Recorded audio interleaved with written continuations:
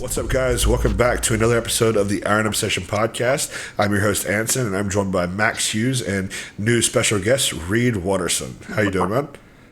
Doing good. Thank you guys for having me on here. I really appreciate it. Yeah, really appreciate it. Yeah, thank you for coming on. I'm trying to get some more content pumping out here since I'm getting in prep, and I got that prep energy, that prep productivity, so time to put it to good use. Yeah, for sure, man. You're looking good. So you're prepping for a show right now? Yep. This Saturday, I will be 18 weeks out from the Gold Gym Classic. Okay. Nice, man. Nice. 18. So yeah, longer prep. Yeah. 20-week prep in total, which actually will be the shortest prep I've ever done. My other preps were 22 and 23 weeks, I think. Okay, nice. So, awesome, man. Yeah, I'm used to living in the suck. But enough about me.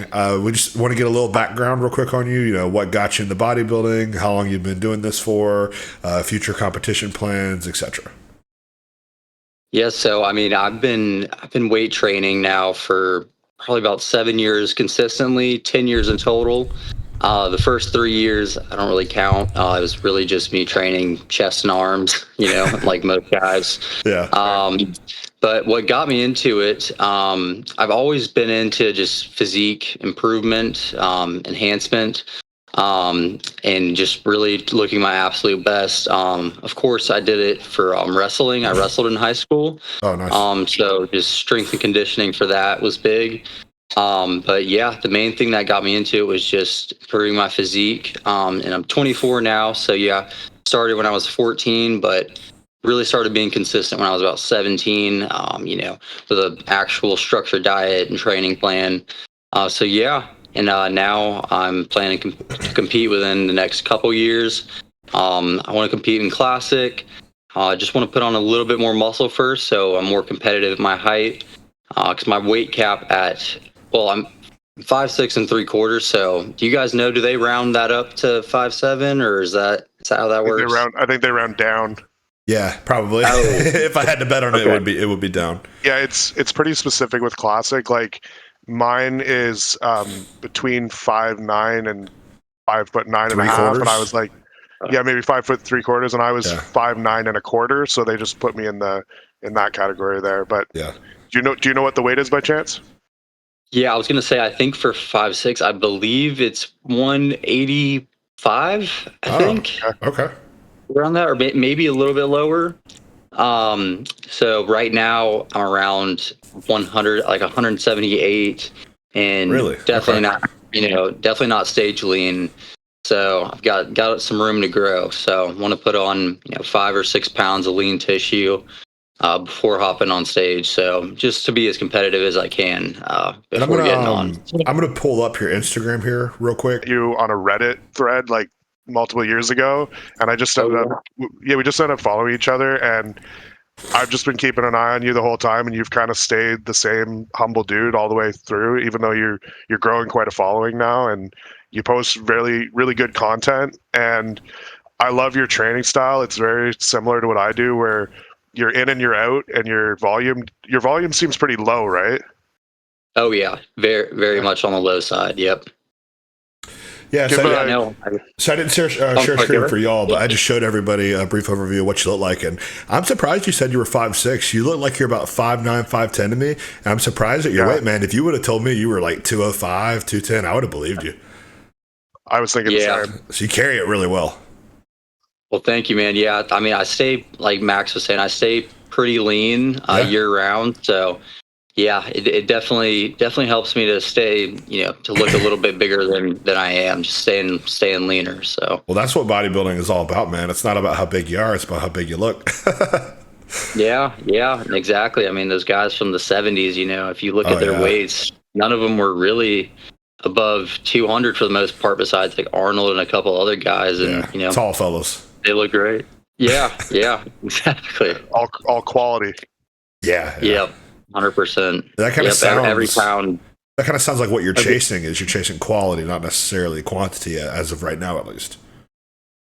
Yeah, I would definitely say that's kind of what I'm shooting for. I mean, of course, I don't have a limit on how big I want to get.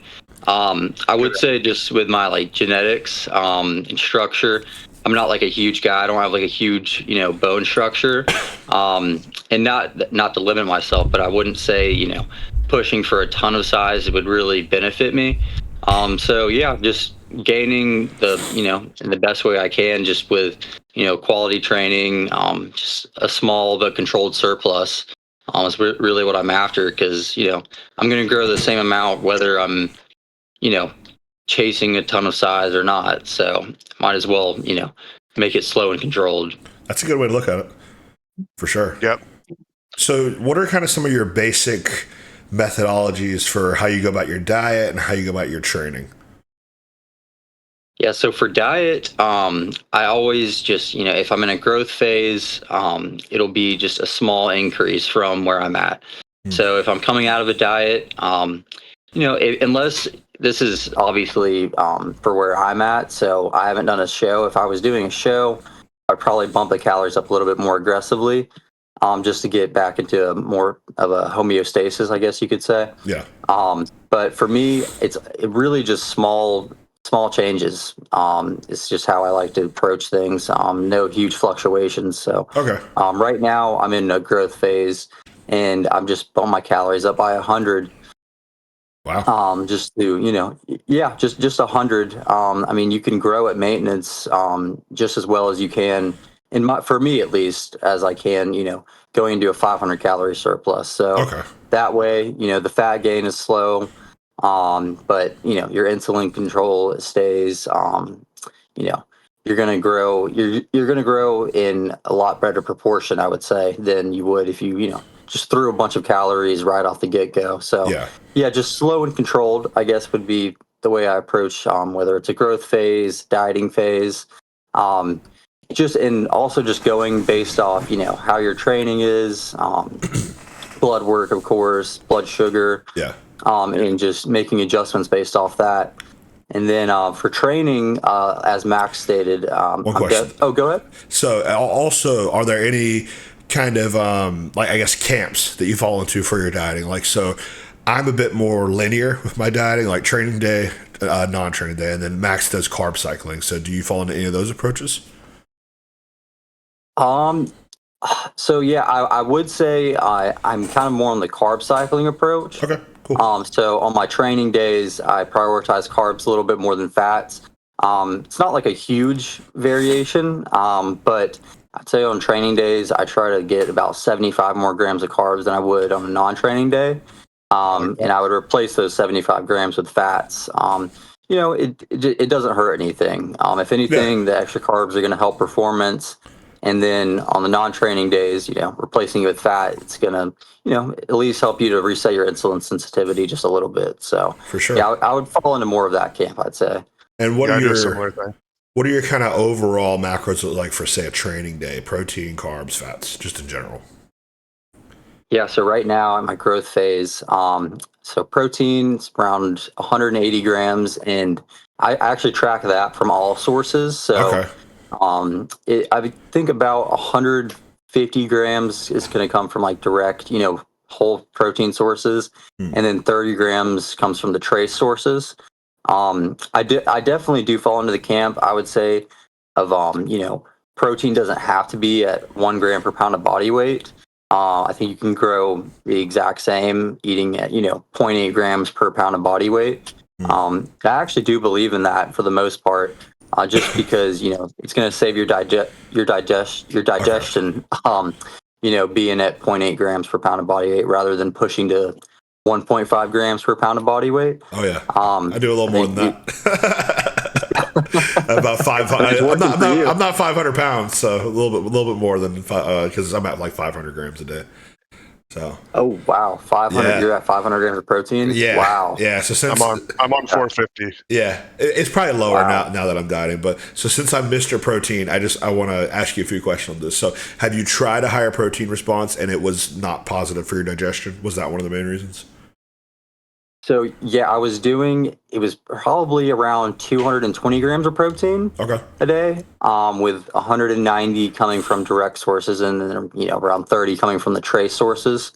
And I didn't notice any added benefit from what I'm doing now, which is just just personally, I do, 150 grams now from direct protein sources. And then now it's about, 30 that comes from the trace sources.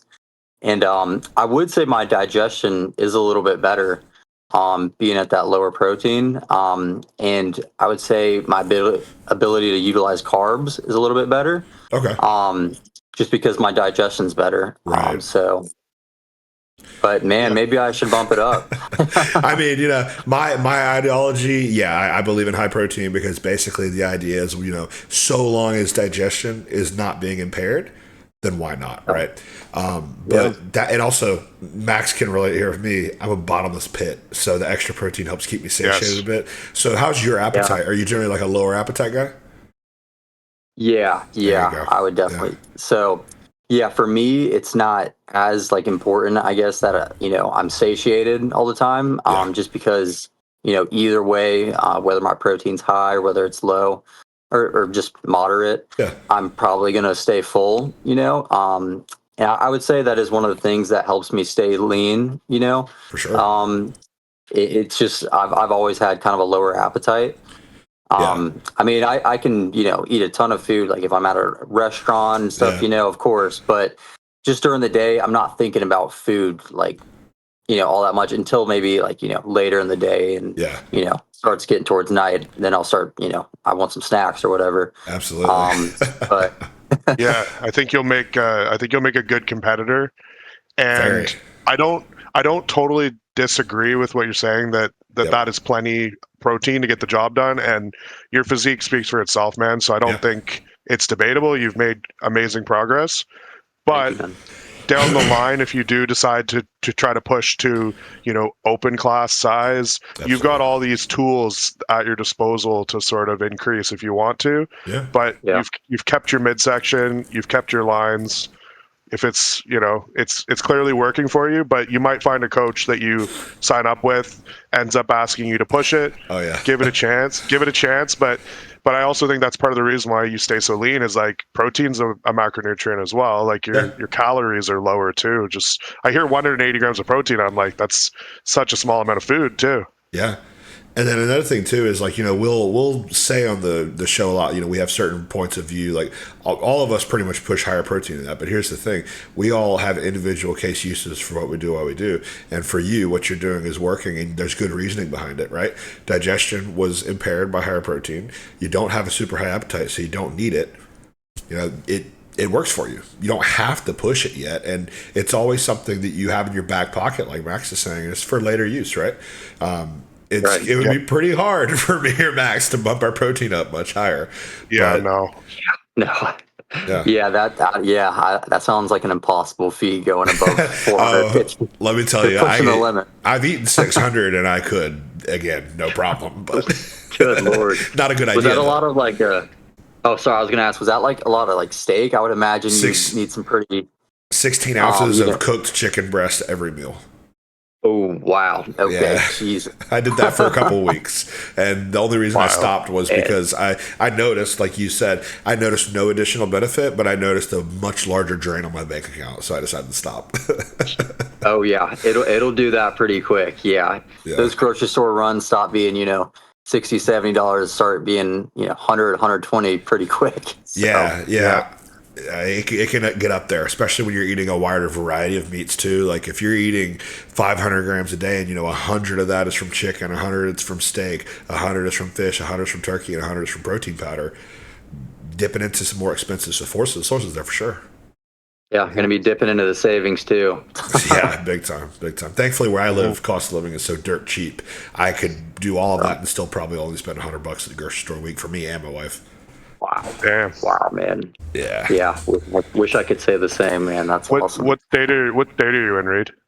Yeah. So I'm in Florida. I'm in Tallahassee. Okay. Specifically. So it's like, capital. I don't know. I mean, you guys are in Canada both, right? I know Max is. I'm in North Carolina. Just me. Oh, okay. Yeah. Nice, man. Where in North Carolina? Bumfuck nowhere. Rocky Mount, which is about an hour from the capital, about 3 hours from Charlotte, the only other bodybuilding town. Okay. Yeah, nice. Yeah, I know Charlotte's got some really cool gyms up there. Yeah. I have a friend who lives there. So yeah, Raleigh's getting there too. There was actually just a posing seminar or something where what's his face from Classic, the dude who kind of looks like Chris Bumstead, but he has is Sam Paquin or something. He's got the ponytail. Oh yeah, Sam Paquin. Yeah, it's supposed to be like a Q. Yeah. Okay. Isn't he from Quebec? I think he's from Canada. Either that, or he's either from Canada or North Carolina. I don't remember which. I think he lives here French. now. Oh. Yeah, he's French. And he moved sorry. I'm totally thinking about someone else, not Sam Paquin. They look similar. Justin Batterina is who I'm thinking of. Oh, yes. Yeah. He's a Jersey guy. But people in the comments, if you see the resemblance between Justin Batterina and Sam Paquin, please verify me here. Batterina smokes him all day. Oh, for sure. Absolutely. I love that guy's physique, man. Yeah, for sure. So I should have gone to see him. Yeah, they do. That's what threw me off. to me, all the bodybuilder with hair. Yeah, all the haired people look alike to me. Yeah. But you still got your hair, Reed. Yeah, man. Good job on that.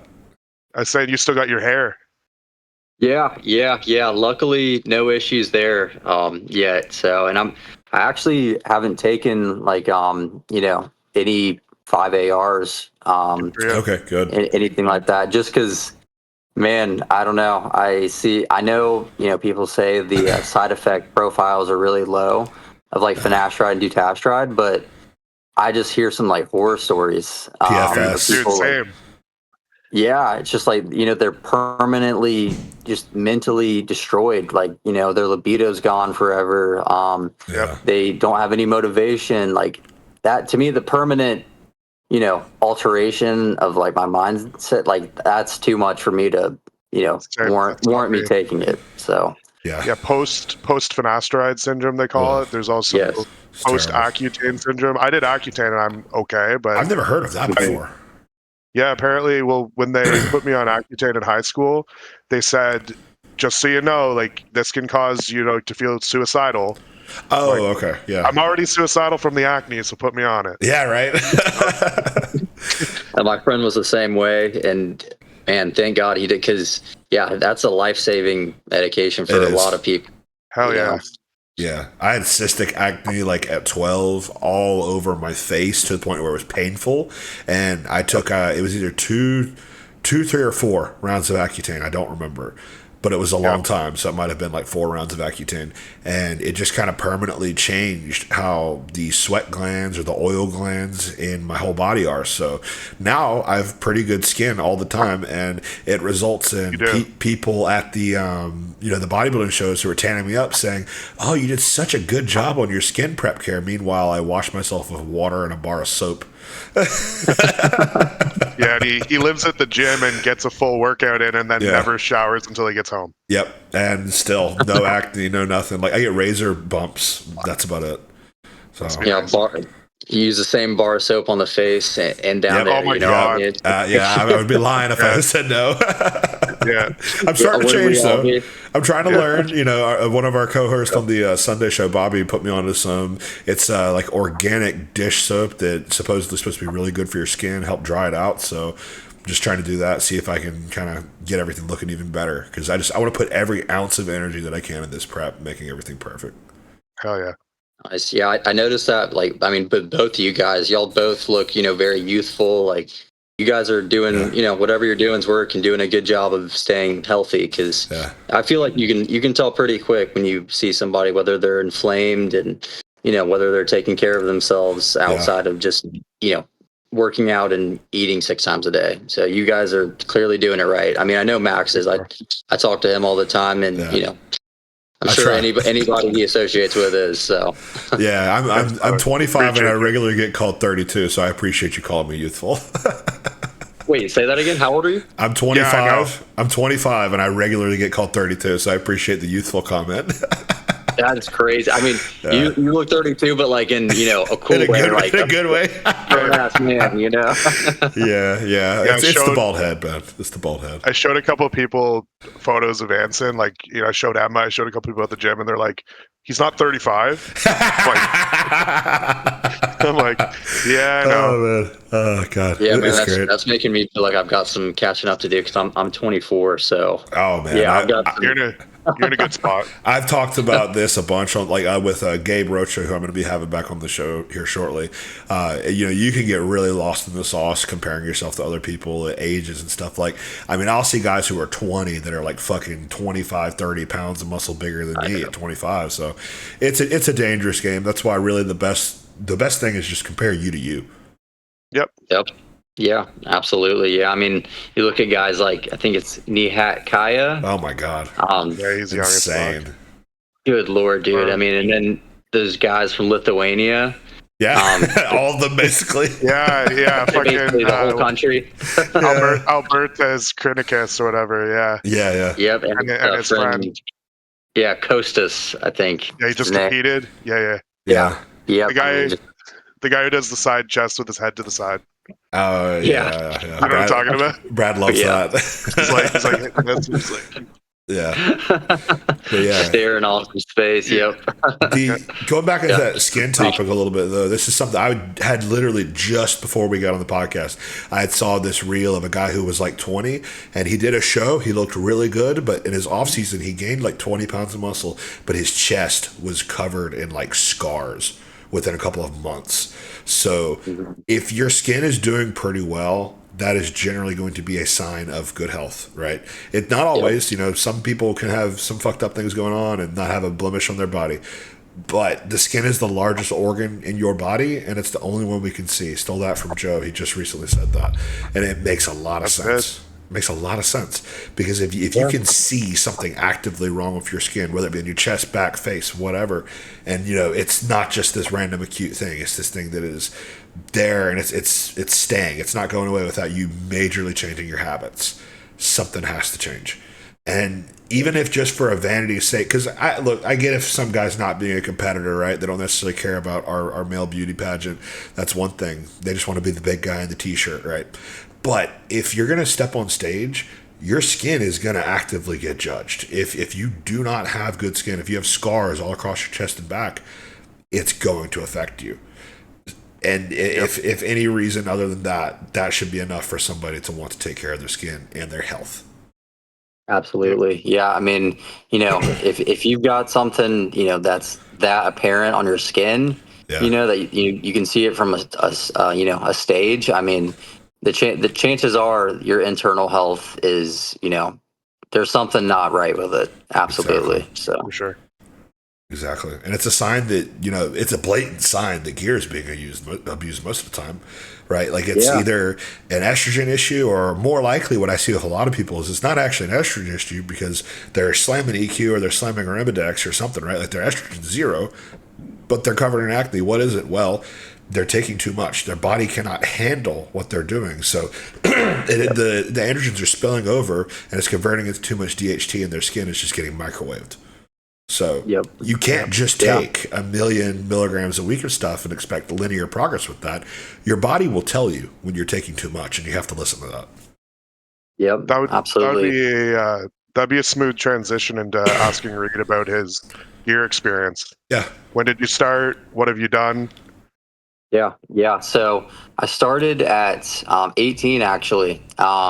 So I did something pretty stupid. I took an Osterine, actually. Was my first thing. We're right there with you, brother. fellow SARM problems. I'm not alone, Yeah.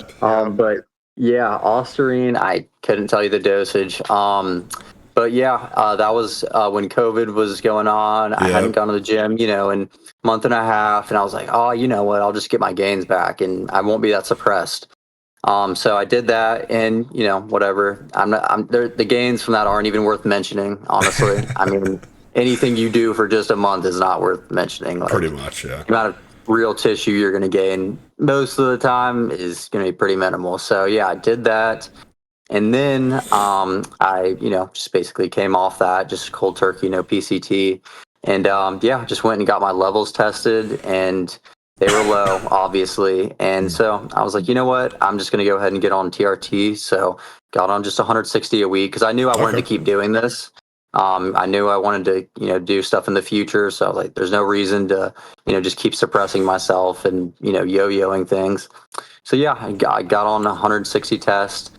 I've been on that ever since, just as, if I'm cruising, that's what I'm on basically. Okay. I haven't done for cruises anything above TRT yet.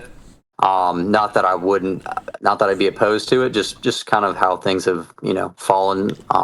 But yeah, so besides that, after that, yeah, I'm trying to think. So after that, I went into a cycle of, about 350 tests, just solo.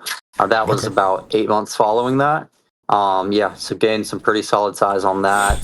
And then, yeah, from there, I've done about, just 3 cycles, I'd say. So I don't do them too frequently, honestly. I'm pretty, spare. My gear use is, I guess you could say, is like sparingly.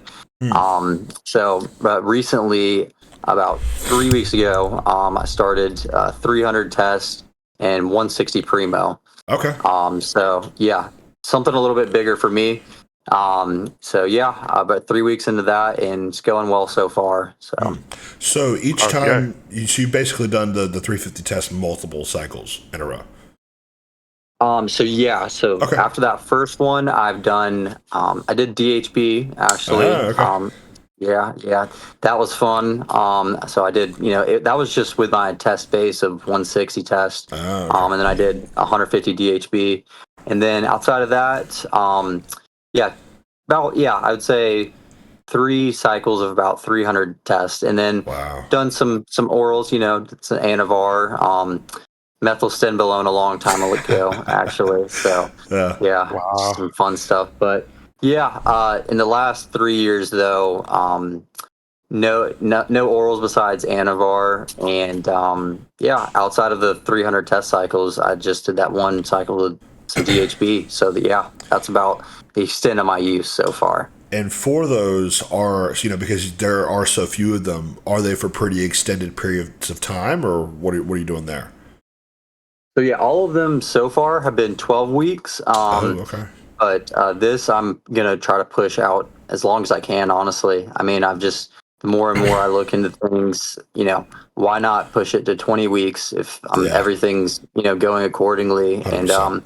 And like I told you guys, I'm looking to compete in the next 2 years. So yeah, when I say stuff about the last few years, I was serious, but I never had a show on the horizon or anything. Yeah. So it was always just, gym, diet, and then, throw some little something on top. Yeah.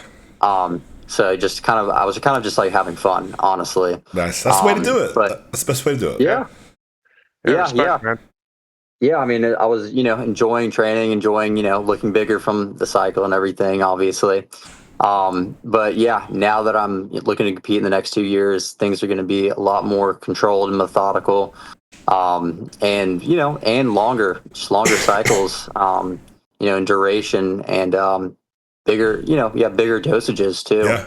So yeah, but that's about the extent of what I've used so far. So cool, man.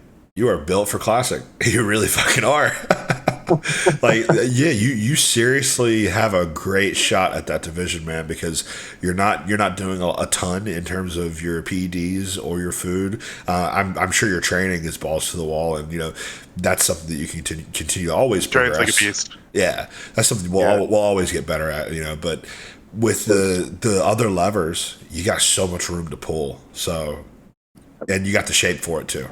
You can see Anson and I foaming at the mouth the whole time you're talking. So we're like, oh my god, like, man, this guy has so much room to like push it. Yeah. But respect for not, you know what I mean? Like, you started young and you had a good head on your shoulders clearly, and you didn't get greedy. You didn't try a whole bunch of toxic stuff. You clearly care about your health. I think you got like a really good runway. Thanks, man. Question: Have you pushed any growth hormone or insulin or any of that stuff? Actually, that was a perfect headway into, I was about to actually speak on that. So no growth hormone at all. I haven't used any growth, but that's something I'm probably getting a little greedy, right? It's just, you guys know how it is. I feel like once you have like a show that you're, kind of eyeing, and you're like really, you start to like think about it more, and just the progress, and stepping on stage, you really want to start pulling all those levers. But with that being said, growth is something you can run at certain dosages and not really have like crazy sides. Absolutely. I mean, besides maybe some insulin sensitivity issues, and usually that's not too big of a deal as long as you eat like a normal person. Yeah. Don't eat like an asshole, Correct. From what I know. So that's something I'm thinking about using too. Maybe 4 IUs a day. Perfect. Coming here soon. So yeah, but no, I haven't used it yet though. No. I don't think you even, I mean, honestly, if it's something that like you couldn't reliably source or whatever, I wouldn't even worry about it, to be honest. Okay. Yeah. Okay. Yeah. Like, I think, 0 to 4 is what I would say, because you've got really, really, really good muscle quality and separation. And like, for example, the way you've gone about everything very slowly and methodically is perfect for classic, because you can't blow by that weight cap. You actually want to take your time getting up to that weight cap so that you earn the muscle maturity along with it. Because if you're like I was and you're at your 202 cap by your second show in 20, what was I was 20, I guess it was still 25 technically. Yeah, 25, 24, something like that. Because I got there so quickly, the muscle quality was not as good, and I didn't necessarily put it on in the right places. If I was going about it more methodically, I would have, maybe added a bit more to the legs, kept my back, just semantic things, right? The way you're going about it is perfectly. And with growth hormone, we do see, not to dissuade you from it or anything, but we do see a little bit of skin thickening. We do see a little bit of insulin sensitivity issues, like you're saying, but to be honest, at 4 IUs, I don't even know if that would be the case. So okay, yeah, I mean, honestly, yeah, if what I'm using right now, if I can continue to progress with it, which luckily this one has been, I mean, I'm only 3 weeks in, so there's not going to be like crazy tissue, curl yet. But I'm already noticing like some pretty cool changes, because I haven't actually done a cycle in a little over a year. Is this your first time with Primo? Should be, right? Yeah. First time with Primo. Yeah. I did have some stuff actually a few months ago. It was 400. I was doing 400 tests, 250 Primo, but that stuff was bunk. It was fake. So unfortunately, that would have been fun. Placebo cycle. Yeah. Exactly. It was like. And I know it was because now I'm on, last time on 300 tests, 150 Primo. And I mean, 3 weeks in, you guys know, like the pumps and I mean, just the fullness and everything. I mean, it is so apparent. And back then, I mean, I was having to like guess. I was like, oh, is this like what I'm supposed to feel like on the cycle? No, it's not. Like, I should be feeling more than this, So, the fact that you even feel 150 Primo is fucking awesome. That's amazing. Mm-hmm. Like I'm a Primo guy. Your response. Anson doesn't really like Primo, but I've never used it, to be fair. I'm sure one of these days I'll get out my my Gucci purse and join y'all, but we'll see. Yeah, 1,000 milligrams, so you can feel it. Oh, that's the thing. Yeah, it would be a stupid amount, but that's a different story. Yeah, man. If you can even feel 150 Primo and 300 tests, you are a great responder to stuff. So you're not someone. That's what I cruise on. Yeah, I mean, I cruised on 300 tests and 100 EQ, so that was my cruise. Okay. Nice. Yeah, because my cycle right now that I just started for prep is 1 gram of test, 1,000 milligrams, and 500 EQ. So okay, nice. I mean, that's like I know, just like Max, I'm assuming you're intelligent with your cycle design. I mean, and that's I see guys that run something like that, and their blood work is like it's flawless. Yeah, I mean, it really is all about how you approach it. Your diet, ancillaries, cardio, you can mitigate so much with that. And healthy eating. And like that's really what I was gonna say is like if you're just eating shitty food, that'll do way more for your blood work in a bad way than any amount of injectable gear for the most part. Aside from like really toxic stuff. Yeah. 100%. I mean, so part of why I approach my diet the way I do now, just, very controlled surpluses and stuff like that, is I did do, one where I was in like, 500, 600 calorie surplus. And I got my blood work done and it was awful. Like it was, I mean, not, like death's door awful, but, cholesterol ratios were, and because I was only on, 160 tests. So there was no reason for anything to be that off. Like triglycerides were crazy. Oh yeah, go ahead. What's your test levels on 160? between like 700 and 800. Okay. Thank God. Yeah. Thank God you didn't say like 3,000. Dude, no, I see some of these guys, man. Yeah, they're on like 120. They get their levels back, and it's like, oh yeah, I'm at 1,600. Like, God damn it. And that's not everything. Like that's right. Realistically, like that's actually a very good response to 160. That's not bad at all. But that's not everything. You know, it's just a number on a blood work test. It's not the end all be all. It's about how your body actually utilizes that number that's circulating. Yeah, no, I mean, there's so, it's crazy when you start like actually breaking it down, how many like different, factors there are to, what your response looks like. I mean, just, there's androgen receptor, amounts, in your body, there's the sensitivity, how you cleave things. I mean, there's a million different factors at play. So to backtrack on the growth hormone discussion, one thing you could consider doing is titrating up and down the dose of growth hormone between something like 2 and 4 units, like 2 on your cruise phase, 4 on your blast phase. That way you're like being very cautious and conservative with it, so you can get those benefits. Or maybe even use a little bit more on your prep when you're on the fat, use it for more of a fat loss, save it for prep for that reason.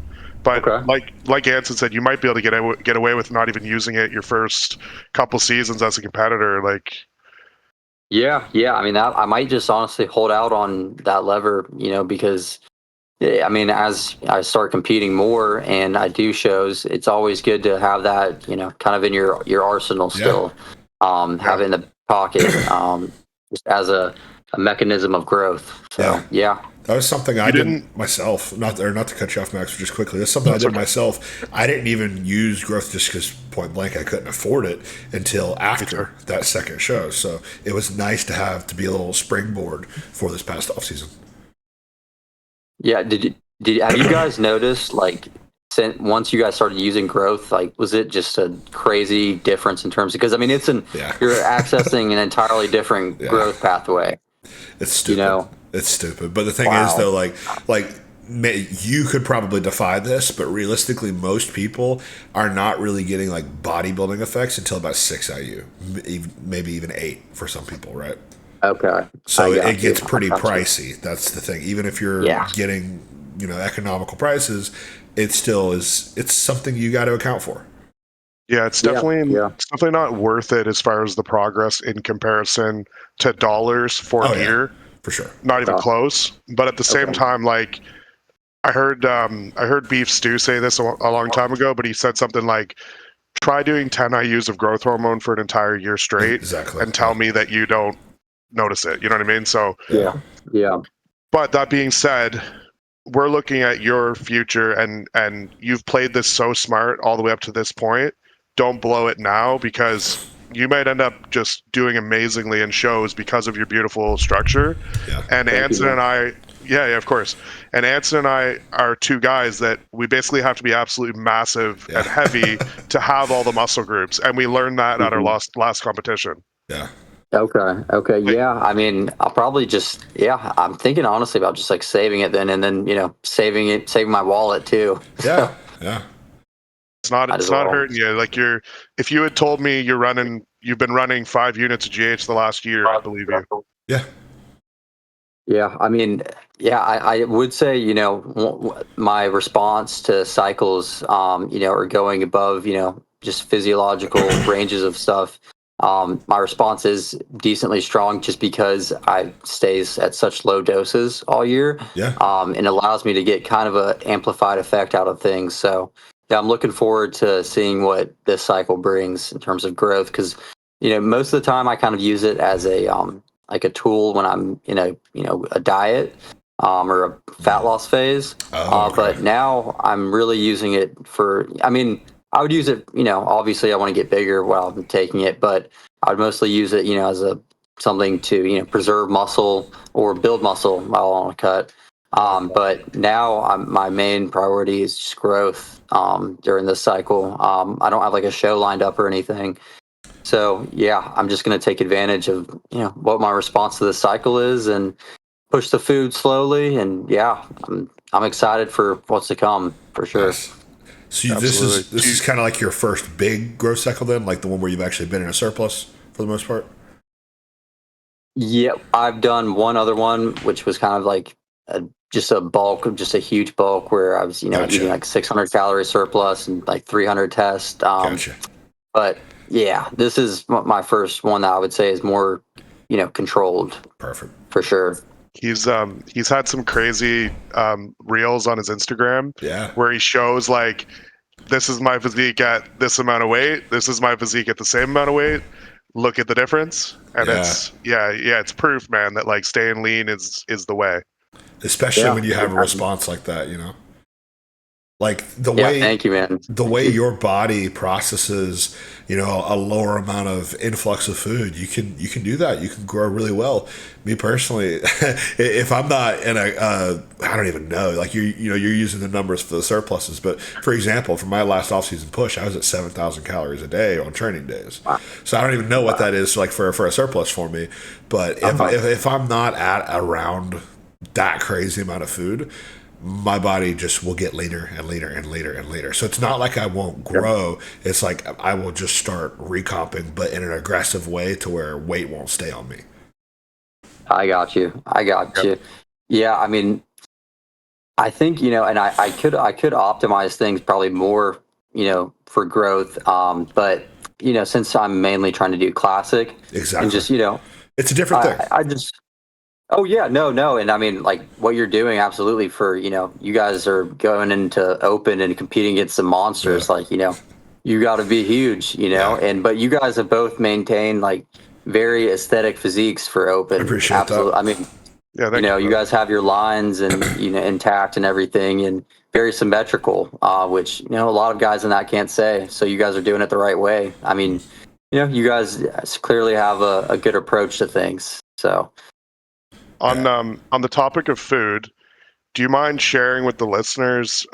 You kind of do a little bit of an if it fits your macros kind of thing, and I've seen your little bowls and stuff like that you do with like mini Oreos and stuff. Do you mind sharing one of those? Yeah. So just like sharing like what's in like one of those bowls. Yeah. So lately the one I've been making, so it's got 200 grams of Oikos Pro yogurt. So it's not. Stuff. It's amazing. Yeah, it's not the 000. So it's called Pro. It's just PRO. Out of the tub, 200 grams of that, and then I'll do one of the like Light and Fit Greek yogurts. So I'll mix it up. They've got like a creme brulee flavor, like lemon meringue pie. There's a few other ones, and I'll throw one of those in, mix that up, and then put. So right now it's 3 Oreo thins. And then I'll just like take the filling out, which basically cuts the calories in half. So at 3 Oreos, I think without the filling is only like 50 calories, but it adds some nice crunch. Yeah, adds some texture, some flavor too. So 3 of those, and then some fat-free whipped cream, and then I'll throw like some of those little maraschino cherries in there. So it's it's like a light, nice. Say that again. That sounds fucking good. Yeah, dude. Yeah, it's really fucking good. It's basically like a little sundae bowl. It's only 380 calories. It's kind of just something I eat like before I go to bed. Just keeps me full. I love Greek yogurt before bed, man. I did that for years. Yeah, awesome. Yeah, man. It's a perfect thing to eat before bed. It's also it's a slow digesting protein too. I mean, Greek yogurt's basically 100% casein. So. It keeps you full. Yeah, keeps you satiated. It's a very high volume food. So yeah, man, that's the one I've been mixing up lately. So So here's the reason why you can do that and I can't. And Max is probably going to agree, because you can have that little bowl that's like 300 calories and it's put together so perfectly and amazingly that it tastes really good, and you don't have that crazy high appetite, so you're satiated by a little bit of it. My problem is this is what I used to do. I would take a whole container of the Greek yogurt that was 600 grams, plop that in a bowl, put whey protein in it, then I would crush up some granola or cereal in it, then I would put peanut butter in it, then I would eat that whole thing and go to bed. So that's the difference. Before you know it, you're 1,800 calories of a yogurt bowl. Yeah. That's the whole day's worth of calories right there.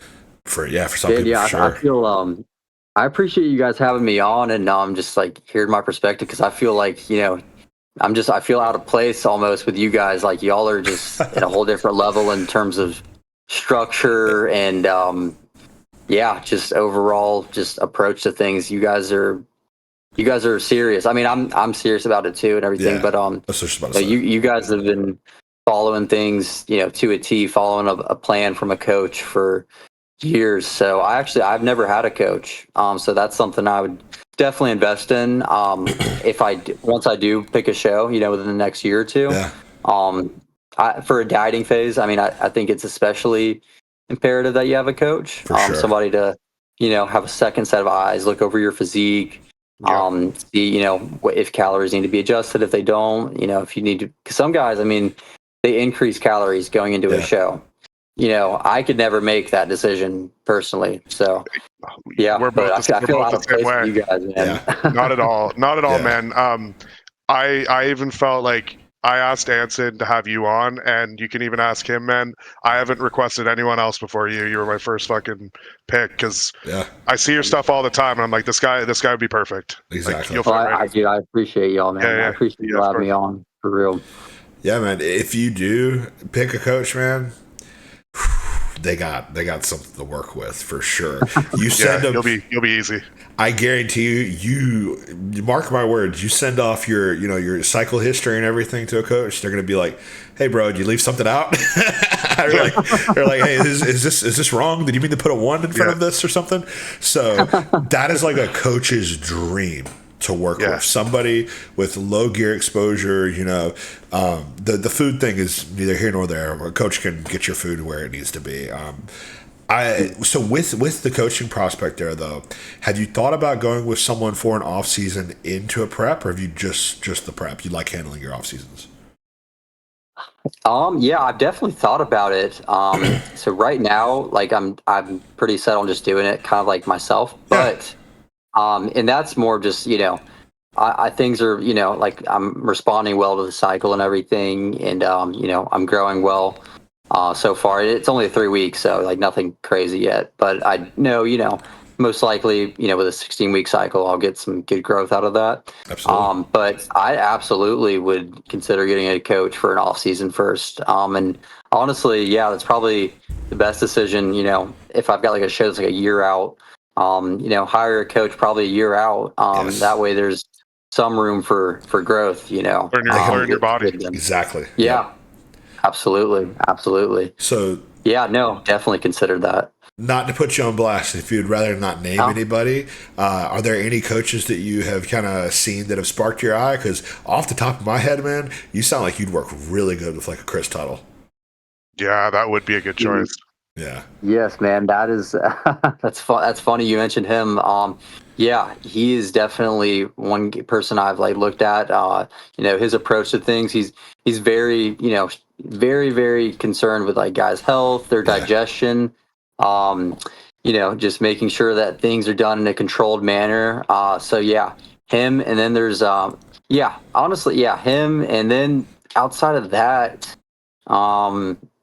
I mean, there's one guy I feel like I would want to do my training in particular.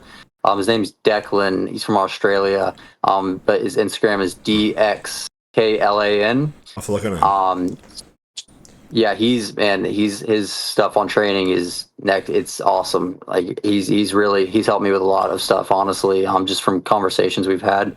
But outside of that, I haven't looked too much into who I'd work with in particular, but Chris Tuttle, I mean, you can't really go wrong with working with him, That is probably the only coach in the industry that I can think of that you would send, your cycle history and everything to him, and he would be like, great, let's just leave it. Maybe kind of like mix around some we do things. A little more? Yeah. It's like, hey, you comfortable doing a little more? No? All right, send it. Nope. Okay, send it. Like, it would be, I was going to say, I feel like I see, a lot of the cycles of the guys he works with, and they're pretty reasonable. They're nothing like crazy. Like like I said, he's very much focused on, keeping guys healthy in the process, which is very important to me, staying healthy. So, I mean, and his approach, like I was mentioning with food and digestion, he really sets these guys up so that they've got a long career ahead of them, because I mean, if you just, if you ruin digestion too quick, it's pretty hard to recover a messed up gut. I mean, it can take months and months and months. Yes. Yeah, exactly. And that's what, I want to try to prevent. So yeah, that's definitely somebody I look at working with in the future. Absolutely. Awesome. We were actually just talking the other day, like who we thought the best, modern coaches were aside from our respective coaches, because that's not fair. Like, I'm obviously going to pick Joe, and he's obviously going to pick Paul, so we got to leave him out of conversation. And for me, the best two coaches in the industry right now, because they're two sides of the same coin, would be Justin Compton and Chris Tuttle. Because, you have one that is, Justin Compton's a bit more to the approach that me and Joe go with, really being aggressive in off seasons, really being aggressive in the rebound, things like that. But I really do respect the way that Chris Tuttle goes about handling his athletes. And it's not just the same approach for everyone. Like, I'm sure there are some guys that are really aggressively pushing things, but they're being monitored and handled in a very particular way to the way that Tuttle would handle them. And it's always got that baseline of micronutrient focused dieting is what I call it, because it's not this baseline bodybuilding approach of throw chicken and rice at the wall and hope it sticks, right? And that is, even though I just said it wasn't in the conversation, just to give my coach some credit, that is something that we do as well. Is we do throw chicken and rice at the wall, but we also vary the protein sources a lot. We have a lot of fruits and vegetables in the diet, so it's a blend of both, and that's why I like the approach that I'm on the most. Is it's worked for me the best, and it blends a bit both of those worlds. Yeah, I mean, that's the main thing, honestly, to look for in a coach is somebody who actually works with the individual and isn't just dogmatic in their approach and set in their ways, because that's not going to work for everybody. Some people are going to have sensitivities to certain foods. It doesn't work with them. Most people, when they get like a gut test done, like a blood test, they'll find that they're actually like allergic to 4 or 5 foods that they probably eat on a regular basis. So yeah, I mean, it sounds like you guys have coaches that actually work with the individual and what their response is, and that's the main thing to consider for sure. Absolutely. Yeah, not that Anson would hype up his coach, because he kind of can't too much. But Joseph Percher, I don't know if you've seen his YouTube channel. That's Anson's coach. He would be terrific for you as well, because he's working with a guy right now. He goes by his name is Kyrie. Oh man, he's a genetic freak. Have you seen him? I think so. Yeah. His waist is this big. His waist is this big, so you would remember. Anyway, that name rings a bell. Yep. Anyway, so I imagine his approach with him is not the same. He's probably being very careful not to ruin that guy's lines and shape. And I mean, I've been following Joe for a while. I don't know him as well as Anson does, because I just watch his stuff, but you could definitely tell he's on his guys hard, and he'd probably cater to what you need. So I'll just give Joe a shout out there and say, like, he'd be a great fit for you as well. Okay, yeah, no, I'll go check out his page after this. I don't think I've seen his stuff yet, but yeah, I'll go shoot him a follow, man. I mean, you got a lot of good content to get into then. I mean, he knows what he's doing with you, Anson. So yeah, I mean, so is your approach, Anson? Would you say, like, I mean, so you're a big guy, obviously, and you said you push up to 7,000 calories. Is that something you're still doing with this current coach, or are you guys still pushing that hard? That is with Joe. Oh, okay, yeah. Okay. Yeah. So basically, the timeline for me, I had that show. I was with a different coach. Issues within the rebound by about the 12-week into that rebound mark just caused me to go separate ways, because response time was bad. I was basically having to coach myself so much to where it was stressing me the fuck out. So then I got with Joe at the 12-week mark, and I've been with Joe since August of 2025. Okay. Nice, man. Awesome. Well, yeah, I was looking at your page, and I mean, it looks like you've made some serious progress within that time. So yeah, that's awesome. And a lot of that, man, all of it. I was just gonna say that's like all of your progress is in the last year. You're like a new man. It's not to take away from what you did before, man, but like you look legit now, man, and you should be proud. Like, and a lot of what goes into that is what I was mentioning a second ago, like the stress coming off of me, because I was so stressed. My wife noticed it. Like it was seeping into my daily life because I was having to think too much for myself and, you know, wait days upon end for certain things. It wasn't good for me. I wanted to the reason I hired a coach is because I wanted to be able to just follow the plan, turn my brain off, execute, right? So, and also, having a coach, you don't need a cheerleader per se, but you want someone to believe in your process at least as much as you do, right? And having someone in my corner now who believes in me and pushes me to be my best, that is a big part of why I had the progress that I had. Yeah, man. I mean, like Max was saying, the amount of progress you've made in the last few months is just, it's ridiculous. It's ridiculous, dude. It's like kind of like a pinch yourself thing, man. like I just, I'm bodybuilding at the fullest ability that I can now. And, this prep is really where all of that is going to be shown. And for the first time in my life, I'm actually enjoying contest prep. I know I'm not even technically 2 full weeks into it yet, but the past contest preps that I had, from the get-go, from 20 weeks, we're on the timer now. It's clocking down. This is going to be a stressful thing. I'm thinking about this all day, every day. It's not like that this time.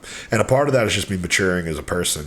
It's different being a 22-year-old kid versus 25. You grow up a bit in 3 years, but it's just having a much more intelligently planned out process. Like, all of these different processes have gone into making this prep streamlined from the start. We got my food up super, super high so that it can be very high at the start of prep. We got rid of a lot of my steps, removed cardio, so that now when we add in cardio, we add in just a little bit of steps. That's going to be immediate progress right off the bat. I'm not taking any fat burners outside of 2 small things that are, peptides, not even necessarily stimulants per se. Yeah. And the cycle is, I could be running a lot more here, but I don't need to because we're primed and ready. I had a good week off of training, had a 6-week cruise. Everything is primed for this to be a prep where not only can I keep all the tissue that I have this time around, I truly do think I'll be able to actually grow substantially for the first time in a prep. Yeah, and sure. That's really exciting. Yeah, I mean, that's the main thing. Like, when you have a coach that sets you up for success in every phase, yeah, I mean, it makes the process so much more enjoyable, when you're not having to guess for yourself and, yes. you're not having to just think, oh, is this what I'm supposed to be doing? Is this the right thing? You can just put your head down, make your meals, go to the gym, follow the plan, and just enjoy the process. Yeah. I mean, it makes it very very discouraging, when you have, a coach who's not responding like that, I'm sure, and you don't know if you're making progress or not. Oh, is this what I should be doing at this time frame, within this proximity to the show. Yep. That makes a huge difference, I'm sure. Absolutely. Speaking of coaches, I'm just going to give you a little plug here, Reed. How do you go about your online coaching? How does that process work for you? Yeah. So, I mean, I get the guys on board.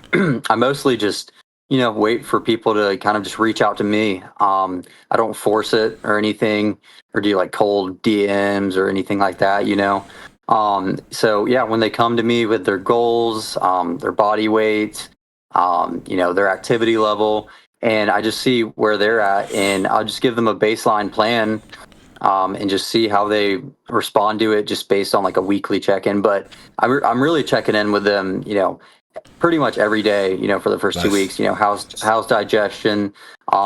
Is anything hurting in the gym? Or that's another thing I consider. Do you have any injury history or anything? What can your training frequency be? What do you want it to be? How many meals can you eat a day? And then I'll just set it up according to that and just make it as micronutrient dense, have, fiber sources present, make sure nutrient timing's in place, of course, just, prioritizing carbs around the workout window, and then, making sure they're satiated, because most of the guys who come to me are more lifestyle type people. They're not prepping for a show or anything. So making sure that they can just stay consistent on their plan is by far, the main thing that's going to be the lever of success.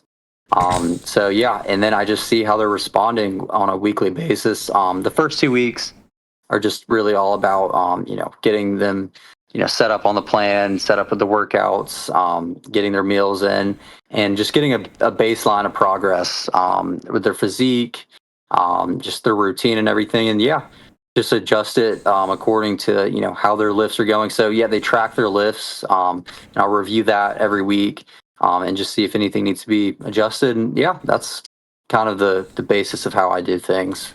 Nice. Recording the lifts and sending those, having somebody actually send you video feedback of their lifts is huge. That was a big part of what Joe did with me initially to completely 180 my training. And my legs were one of the biggest things that came up this year. And the training was 100% of the reason for that.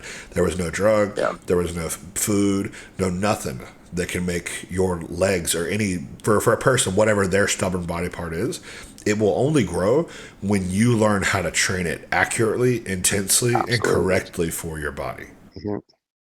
Absolutely. Yeah. I mean, you can take all the drugs you want, eat all the calories you want, but if a muscle group's not receiving like proper mechanical tension, then there's really no stimulus. Exactly. There's no reason for it to grow. I mean, mechanical tension, that is everything. That's why I, prefer like a low volume, high intensity style, because that's where you're generating the most mechanical tension is in those last couple reps of a set with high quality form, of course.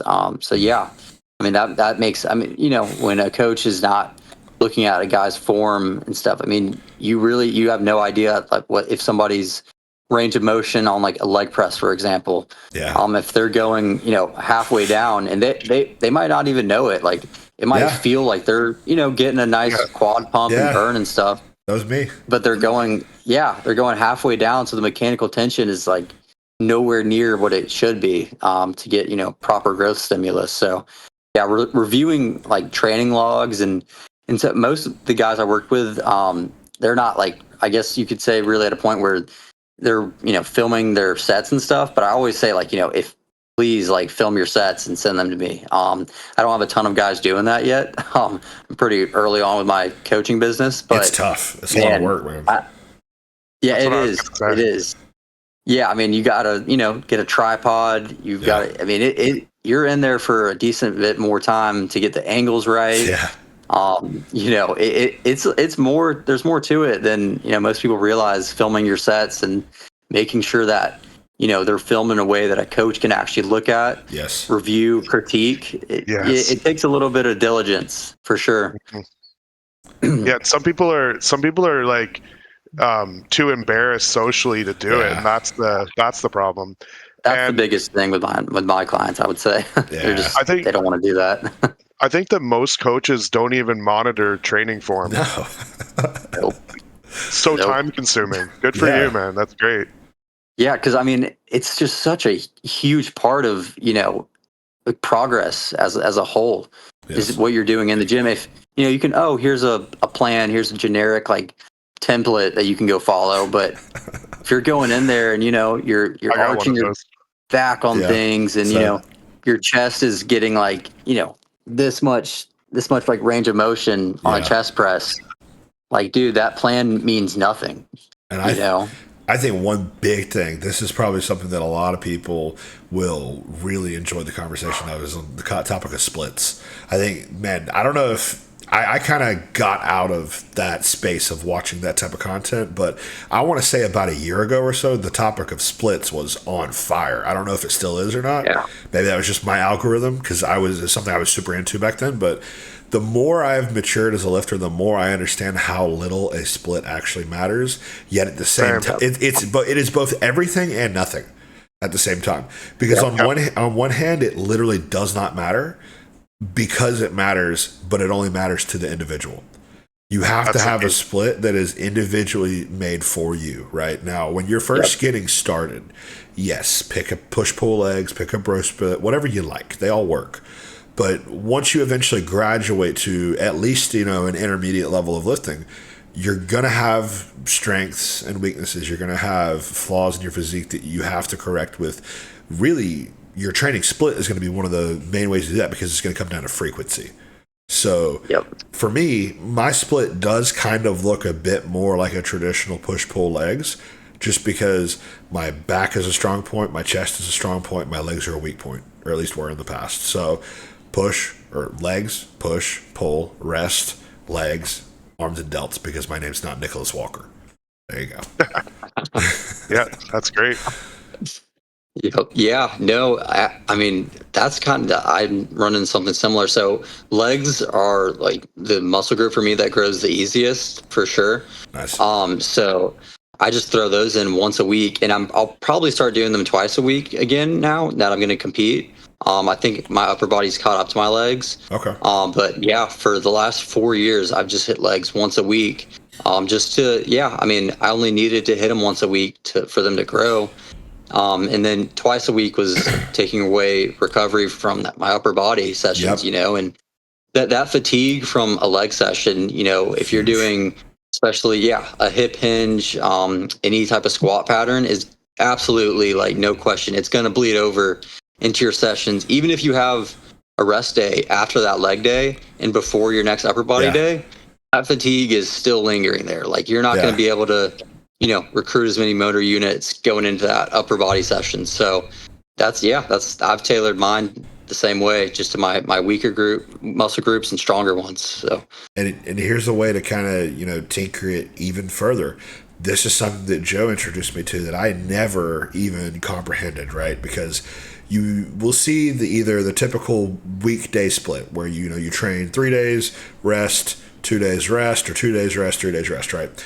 Or you have the 2 on, 1 off, or the 3 on, 1 off, or the 1 on, 1 off. You have all these different templates, right? Well, there are no rules to bodybuilding. So why do we have to do that? The answer is we don't.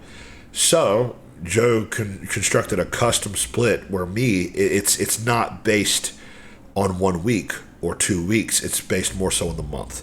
I do what I just listed: legs, push, pull, rest, legs, arms, and delts. Then the following week, I do a 4-day split. So this week, which is what that was pull, push, rest, arms and delts, which will be tomorrow, rest, legs, rest. Then I repeat the 5-day week. Okay, so smart. Because for me, what happened was we did that 5-day split for a while. I want to say about eight weeks or so. And because of the accuracy that he instilled in me and the intensity that he instilled in me, I trained myself into the dirt. Like, worse feeling, like almost flu-like feeling from how hard I had buried myself. So I went down to 4 days. And then I think somewhere after that cruise phase, somewhere into the next push up, he came up with this idea of, okay, well, because 4 days wasn't quite enough, because I needed the additional leg frequency. 4 days isn't enough. 5 days is too much. Let's rotate back and forth. And I'm still doing it on contest prep. And, the immature bodybuilder in me would say, I want to train 5 days a week on a contest prep, because that means I get to eat more food. That means I get to be in the gym longer. But, and I almost made that mistake. But I sent him the first week of contest prep. I said, should we go back to training 5 days a week? And instead of him just telling me no or yes or whatever, he asked me a question. He said, do you think that we should change it? And then I that sat there and made me think. I was like, is there any reason in the slightest that I should change this? This is what's been working for me for months upon end. And I answered him. I was like, there is no good reason that we should change it. There are some immature reasons in my brain for, what I want. But objectively, what I need is to keep doing this. So we just kept doing it. Nice. Yeah, I mean, if you find a split, like you're saying, that you're progressing with session to session, and it's bringing up those weaker muscle groups, and at the very least maintaining their stronger ones. Yep. It's like, it's fun to, think about, like, oh, like I could, add this day, or like, I could be at a higher frequency or whatever. But if it's working, there's no reason to change it. There really isn't. Yeah. I miss training back twice a week, man, but it's just not productive. It's not productive. And that is the thing too. Your split will change as your development changes. Like you're mentioning, you did one thing for 4 years or so. It has to change now because you've changed. As you build up your physique, the changes from that are going to cause you to change your split, most likely. Yeah. I mean, that's how you should approach changing a split is what are your needs? Yep. You know, not just, oh yeah, here's an arbitrary, hit everything twice a week. No, everybody's got, genetic advantages and disadvantages. So exactly. Yeah, tailoring it to that is everything.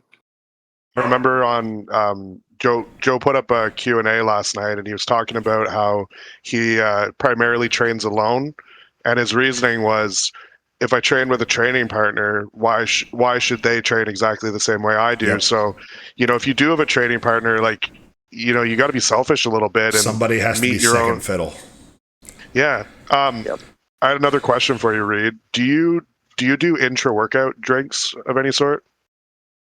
So not right now. I wouldn't be opposed to it. Right now, I mean, I time my pre-workout meal and everything, like, so that I can actually, have some carbs in the bloodstream and stuff. Yeah. And, that's something I think people misconstrue is like pre-workout carbs. They're thinking, oh, like these carbs I'm eating are going to be stored as glycogen. I'm going to use it. Like, no, dude, that those carbs that you're storing, that's from, hours, if not days, of buildup. But having something within an hour to 30 minutes before training, having that in your bloodstream, in the feedback to your nervous system, knowing I think it's like afferent feedback. It's that mechanism where your brain or your nervous system detects that you have glucose in your bloodstream, and so you can actually push harder. You can literally recruit more motor units. So that's something I definitely prioritize is the pre-workout carb intake. But yeah, right now, no intra-workout drinks, but I consider it for sure. Do you guys? I'm assuming both of you guys do like something like a HBCD drink, or okay, I got you. Mine has progressed and changed throughout the years. There have been times where I did no intra drink. At the end of contest prep, there was no intra carbs for me, which I think is a big mistake, actually, in retrospect. And then, obviously, like in high school and stuff, I wasn't doing an intra workout, probably. Maybe I was chugging a Gatorade and wasn't even thinking about it as an intra. But for a big portion of my bodybuilding, I kind of overemphasized the importance of the peri-workout window, pre, intra, post. And I don't think that's a bad thing. I think it was probably just an unnecessary obsession. Because like you're saying, it's not just about that meal you're eating pre-workout, and it's not just about the first meal you ate that day. Even it's actually about the meal you had before bed the following day, and maybe even further back. The food you eat today is going to work for you tomorrow. Now, that doesn't mean to neglect. Yes. That doesn't mean to neglect your nutrition pre-workout, intra-workout, post-workout, but it just means you shouldn't let it stress you out. You shouldn't overanalyze it so much. Like, it should be more about digestion. It should be more about what sits easy on your stomach, hydrates you, gives you the proper electrolytes, and gives you the proper fuel that you're not going to burn out on. Because for a while, I did whey, cream of rice, fruit pre-workout. But I just noticed I would get a really big spike and I'd kind of dive off, right? That was when I would train. I would only train off of one meal, right? So I didn't want to have fats in it because I wanted to get that hit immediately, right? Now I train after 2 meals. So I'll have that whey, cream of rice, fruit meal, and then an hour later, because it does digest so quick, then I'll eat my pre-workout meal. And that'll be chicken, rice, and vegetables. And then I'll train 30 to 60 minutes later. And that personally works for me much better. So right now, because all of that stuff is in a better spot for me, I don't feel the need to do 100 grams of carbs intra-workout, 50 grams of carbs intra-workout. In my plan, it's just 30 grams of carbs intra-workout, and that's perfect. I don't need any more. That's all I do. I've tried 2 scoops, and Paul has me doing 2 scoops on leg days. That makes sense. I don't really find it better. I understand the logic, but my intra that I've landed on now is 30 grams of carbs, 10 grams of EAAs, 10 grams of creatine, and then I know Anson's a little heavier on the salt, but I'll do 1.5 grams, so a quarter teaspoon. And that's just perfect. Yeah, mine's 3 grams of salt, 20 grams of creatine, 15 grams of EAAs, same amount of carbs. Yep, it works. Yep. Okay. Yeah. I might honestly, I might start implementing something like that because it if anything, it doesn't hurt. Yeah. To have some carbs to sip on. Do you at least hydrate pretty well while you work out? Because that should be key no matter what. Oh yeah. Okay. Yeah. Yeah. No, and like I was about to say, with the electrolytes, probably about 15 minutes out, I'll start like sipping on it, but I'll just, drink it usually throughout and finish it about halfway through the workout. Is something with, about a gram of salt and then probably like 600 milligrams of potassium. Nice. Something in that range. So definitely like a salt heavy drink. I'm surprised you don't do more salt. Being in Florida, your ass is probably sweating. Because I was about to make the comment. I was going to make the comment. I use more salt because I'm in North Carolina. But shit, you're in Florida. It's way more humid. Dude, and it's the armpit of Florida too. And Tallahassee is like North Florida. It is. Yeah. It's like, it's not quite Louisiana level. But you walk outside and there's enough mosquitoes on you to turn you into a different shade, man. Dude, like you walk outside and any level of cleanliness you had going out the door, like it is gone within 10 minutes. You are drenched, So that's actually, that's a good point. Like a big thing to consider is like, your environment. Yeah. Max is up in Canada. So like, he's probably, I'm sure the summers get like somewhat hot, but he's not going to need as many electrolytes as us, being in the South, where in the summer, it's 95 degrees, 100% humidity. Yeah. Because in the summer, that's something that I consider. I kind of go off feel. It just, if I'm sweating like a bunch one day, like if I'm outside a lot. But I'll, like double my electrolyte intake on those days. Because you need it. People don't realize how much electrolytes you're running through when you're sweating a lot. Yeah. All of it's getting used. All of it's getting used up. So replenishing that is so important before a workout. Because you're sweating all day and you just drink your normal drink. You just replenished what you sweat out. So you're not really going into the workout in like an advantageous position, I guess. I'm so glad that I'm not, my fasted weight, like peak fasted weight this offseason was 258 for like a day, but it was 255 pretty regularly. But in the afternoon, like with all my food in me, I'd be like in the low 270s. Thank God I am not that heavy right now in summer. That would be miserable. Yeah, dude, it is brutal. Like when I got up to, it's gonna sound bad. Your heaviest is your heaviest. Like legitimately, when I was coming up, like so for example, my first year of like working out or whatever, I crashed at it. I went from 200 fat, never doing athletics, down to like 115. So for me, the first time that I got up to like 220 or 210, I felt like I was 300 pounds. So I get where you're coming from. Same here. Yeah, no. So I got up to like, I think I was like 200, maybe 205. Yeah. So, that was during the summer, and my God, man, that is a gross feeling, dude. And you said you were, you said you were 5'6" or 5'7"? 5'6" 3/4. Okay. Yeah. So that would be like at 5'9", that would be me at like 230 something, 240 something. So that's heavy. Yeah. I was pushing the weight up for sure, and you go outside and that humidity hits you. While you have all these carbs in your system, you've got a decent bit of body fat. God, man, it exacerbates the heat so much, dude. I know what you're saying. Yeah, it feels embarrassing in public because you're just always the sweatiest guy, and just not a good spot to be. You basically got to be fit in order to. Do you ever deal with any sleep apnea or any of that? So no, not really. No. And so I'm, my girlfriend usually spends the night, and she's never noticed me like snoring or anything. Okay. And I've never woken up in the middle of the night like trying to catch my breath or anything. So she would be telling you if you had it. Trust me. Like the amount of times I've gotten a backhand, and for the people listening, in a very loving way. The amount of times I've gotten a backhand. Oh, dude, same. Too many to count. Same. Yeah. Do you guys both have a CPAP? Mine's behind me. I'm divorced to my CPAP, but I have one. I don't know if you can see it beside my bed there. I've got it sitting on a box. Yeah. Little tube sticking out. Yeah. You know what? Actually, having yours lower to the floor like that might actually be better. I don't know. I do is I tuck it behind my head. Like I put the tube. You want the tube above you, so I tuck it on my pillow behind me. Yeah. And it just runs down there. Okay.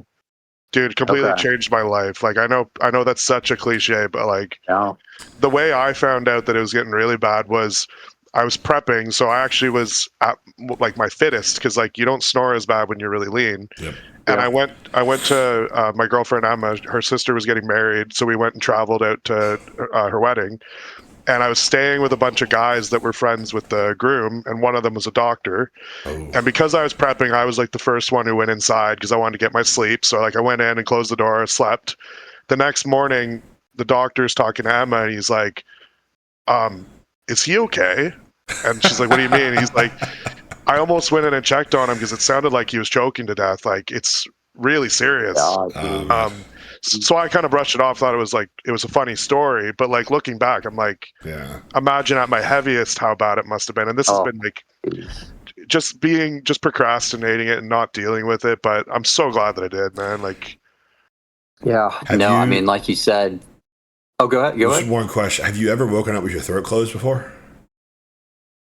I don't know. I guess I would know. You would know. You would know. I've woken up probably 5 or 6 times in my life that I can vividly remember with my throat being closed from an apnea attack. And for me, I don't know if this is wrong or right, but the solution for me is to wake up and grab a bottle of water and drink it, and that opens up my throat. So I have a water bottle. Maybe I have, Okay. Yeah, maybe I have felt something like that. And funny, even I went to the dentist to get my teeth cleaned this morning, and after I was done, she's like, "Do you snore?" And I said, "Yeah, no shit, like crazy. Like, well, you calling me big?" And she's like, "No." She's like, "Because when I was working on your mouth, your breathing was like the loudest I've ever heard." And I'm like, "Thanks for that." Well, it's because I can't breathe out of my mouth when you're working on it. Yeah. Also, also being huge, that helps. She didn't tell me that, unfortunately. Well, I'll tell you it, but I've had I've had those crazy apnea attacks, and I still can't get used to my CPAP, man. I wore it religiously, like during the rebound. I was able to sleep with it for 5, 6, 7, 8 hours a night until probably like 20 weeks post show, and then for whatever reason couldn't wear it anymore, and I've been fighting it ever since. And then at a certain point I just kind of gave up on it, but my next off season I'm going to have to figure out a way to wear it because I can't sleep like that again. I'm getting better at it because I know it sounds like such a small detail, but how you position your tongue in your mouth when you sleep will sort of determine how you can like if I just go, it's not going to work very well, but if I kind of clench down and I just through my nose and I try to relax, it kind of gets the ball rolling. I don't know how well I'm doing it while I sleep, but at least it gets a mouth guard. Maybe that'd probably help. Yeah. Doesn't it just sound so fun being like 250 pounds, man? Does it just sound awesome? Stick to classic. No, we'll talk about it like that, but no, like realistically, like it's worth every little trade off. It's what we're doing. We're doing what we love. So. Not to sound like crotchety. No, dude. Like I'm doing classic right now just because, like, I just want to see what I can do with my structure with it. Just because I don't need to push size too hard in it, so I might as well see, what my success would be in that division.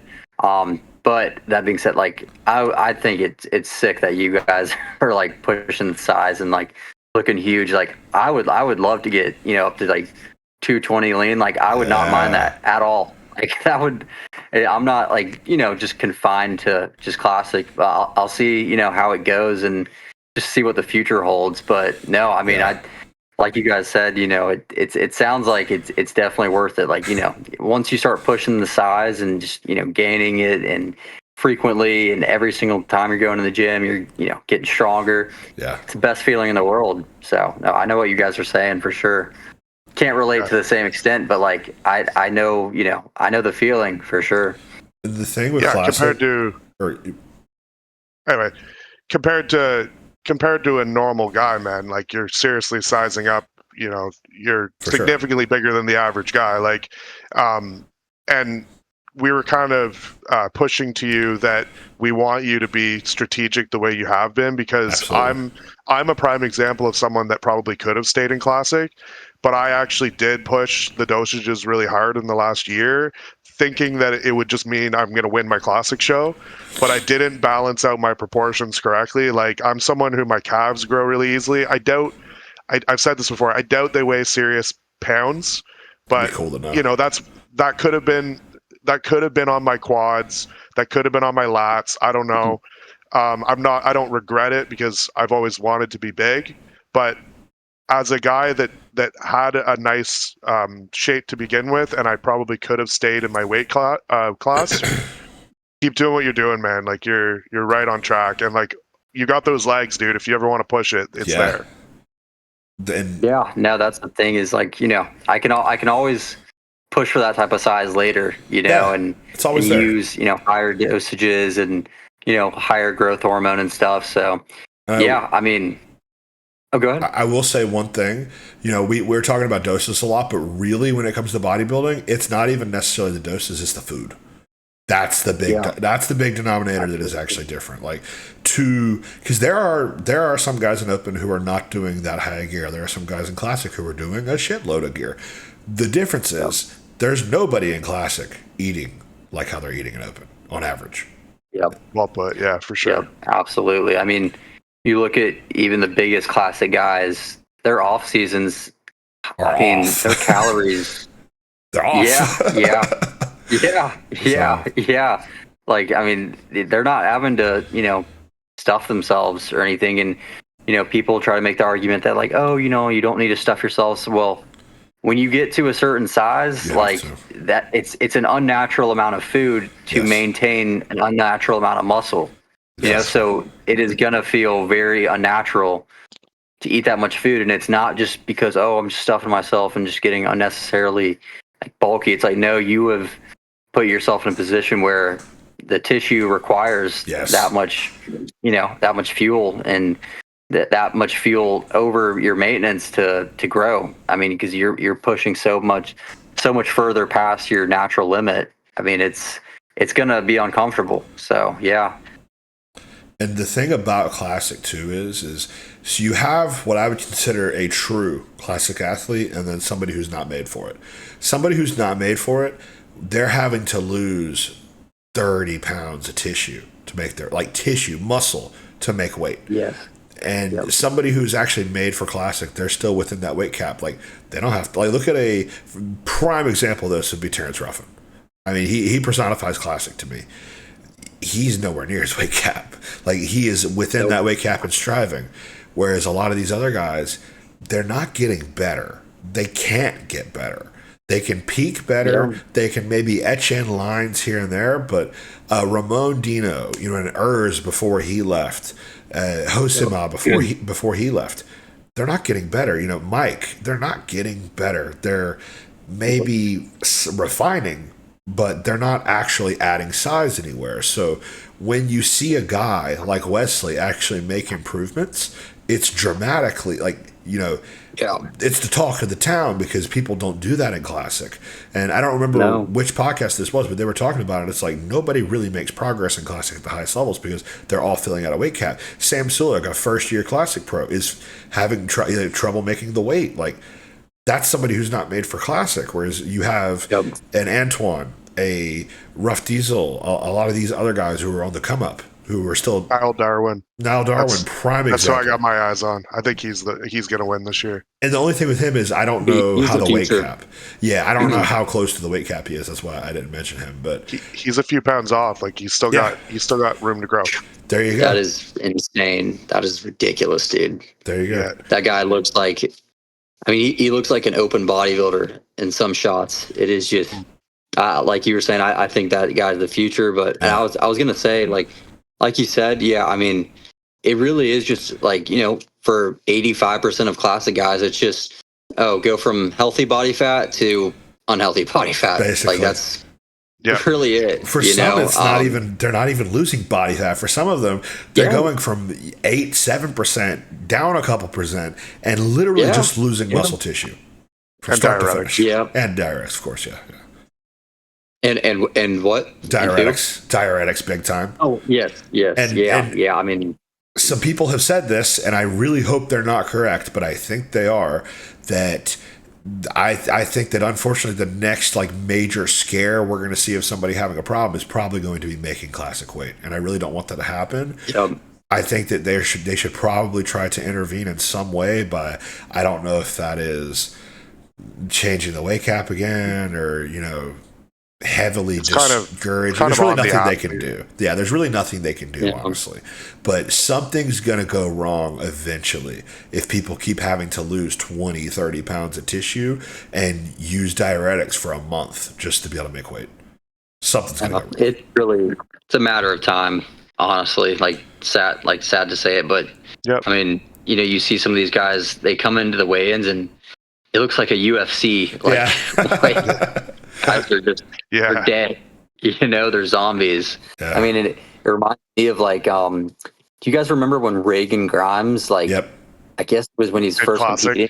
Yeah. Yeah. And he was eating 3 salmon fillets a day, no water. I mean, and if you get enough guys doing that, I mean, the odds are one of them is going to have some sort of cardiac event where their electrolyte balance is so off that their heart just stops. It's not uncommon to see. And I mean, I remember too, it was the same thing with Flex Lewis when he was in 212. Very good. I mean, these guys they end up losing 6 or 7 pounds of lean tissue and then fighting and clawing their way back to that in their off season. So it makes sense that so many of them are leaving and going to open. I would too. And that's the thing, like you just said, you would too. That's when the transition is for you. The transition is ride out classic, do classic for as long as you can, and if you want classic to be the main focus, just take your time, don't push anything, and then you will naturally get there on your own. And then once you have to start actively losing tissue, like Max you had to lose tissue to make classic, right?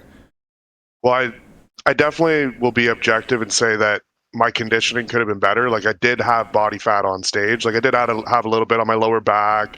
Maybe it could have had a little more mature looking glutes, but my best look was at 207 pounds when I was 3 weeks out. I barely had anything on me and I was dry. You put that on my physique now, it would be a perfect look to walk on stage. But when I actually had to get weighed in, I was 206 the day of the show. I had to be 202. So Anson knows the story. I had to sit in a sauna very last minute.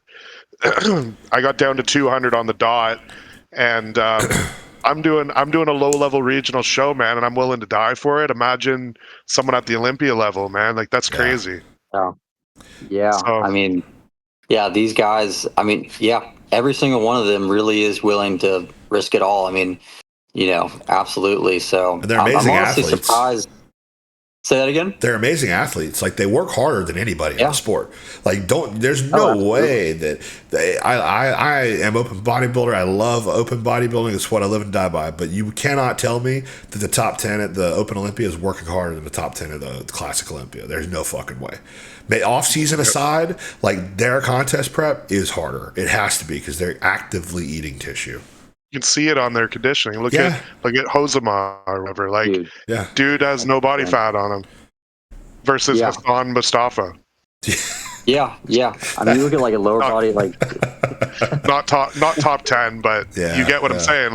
There's some open guys that they're almost delusional with how much body fat because they're so scared to not be big. No, absolutely. I mean, even Rough Diesel or Josema, you look at their lower body, the crispness, just the hamstrings, glutes. I mean, to get that, the amount of just digging you have to do and just suffering. I mean, you can't put a number on that. There's no amount of Retta that can fix that shit, brother, man. You can do 12 milligrams all you want. You're gonna be hungry and miserable. I promise. So that part of it I commend, but at the same time, a lot of people think classic is kind of the healthier option, and the way you're doing it, it is. But at the high level, it's way more unhealthy to a degree. The competition prep itself, the off season, completely different story. Open bodybuilders, night and day, more unhealthy in an off season. But it's just kind of interesting because I wonder where the division is going to go from here too. Is it going to be this transitionary thing where people are just in it for a while and they leave? Or are people like Mike doing that interview when he said, I am classic, I will always be classic, blah, blah, blah, blah, blah. I mean, man, I could never, it's a different thing being top 2 in the world, right? But I could never, as a bodybuilder, say, I want to be done making progress. Yeah, that's literally what he's saying is like, I will never put muscle on again, basically, you know? Yeah. Like I couldn't do that either. It would just, because the whole fun in it is making progress and building muscle and getting stronger. And if you're at, his level, you can't do that without, knowing, that you're going to have to sacrifice all of it in 3 months. Like that would drive me crazy. Yeah, I know what you're saying. Yep, totally agree. Yeah. Well, speaking of the Olympia and higher level competitions, are you? I'm assuming you watch a good amount of competitive bodybuilding. If so, who are kind of some of your favorite athletes right now? Yeah. No, I definitely do. I do watch a good bit right now. Yeah, like Max was saying, Niall Darwin. Yeah, definitely. Honestly, yeah, I would say he's like probably my favorite. And then going to the Open, gosh, man, I haven't been paying as much attention to it recently as I normally do. It's been kind of dead lately, so that's understandable. It's not been the highest level of competition. Yeah, just like the past few Olympias, I feel like they just like kind of come and go with the Open guys, and there's no like. I mean, well, I would say, yeah, honestly, probably like Andrew Jacked is probably like, another one of those guys that's like my favorite competing in the Open class right now. Because, I mean, you just look at him on stage and his presence is just undeniable, dude. His wingspan is like, because those are my favorite guys, are the ones who just like step on stage and you're just like, your breath is taken away. Like a Paul Dillette. Yeah, there's just so like that freak factor. Yes. And like for the old school guys, Dennis Wolf. Oh yeah, always been a good choice, dude. I mean, that one show where he's up against Phil Heath, and it just, bro, he's double the width of him, and he's like aesthetic too. Which Olympia do you think that was, Max? I don't know, 2013 maybe, something like that. I'm trying to remember which was Dennis's best year, because he had a couple really good years. You could probably pull it up. Yeah, I could. You're not gonna though. no, I can't. But then I have to screen share with you guys. Besides the point, Dennis Wolf, man, I feel like if you put him into today's era, he knocks some fucking heads, doesn't he? Yep. Yeah, absolutely, dude. I mean, imagine him and Samson. He didn't. Yeah. I mean, he didn't have an incomplete muscle group. I mean, that guy head to toe was like, he looked like AI. Just like the muscle belly fullness, and he was aesthetic. Yes. The back double bi. Oh yeah. Just the freak the factor shoulders, there. The size of the delt. Yeah. That's what it was. Yeah.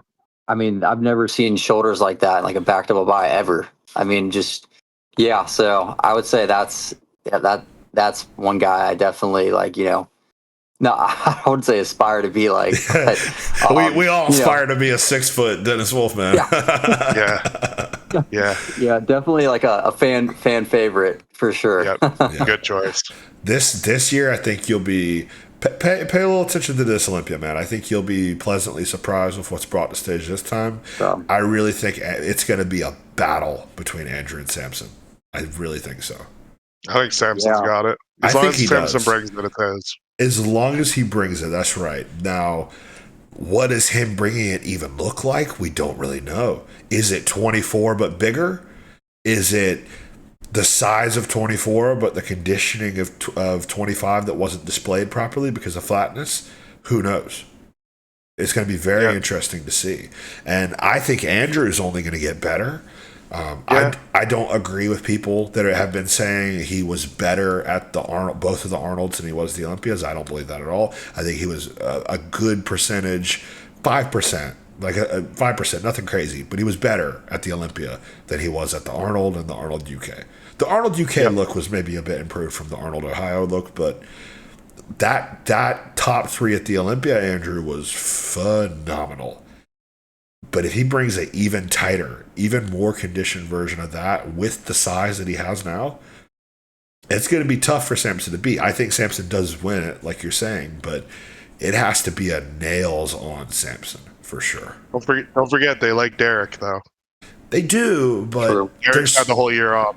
There's something to be said about the lineup mattering more so than the individual, right?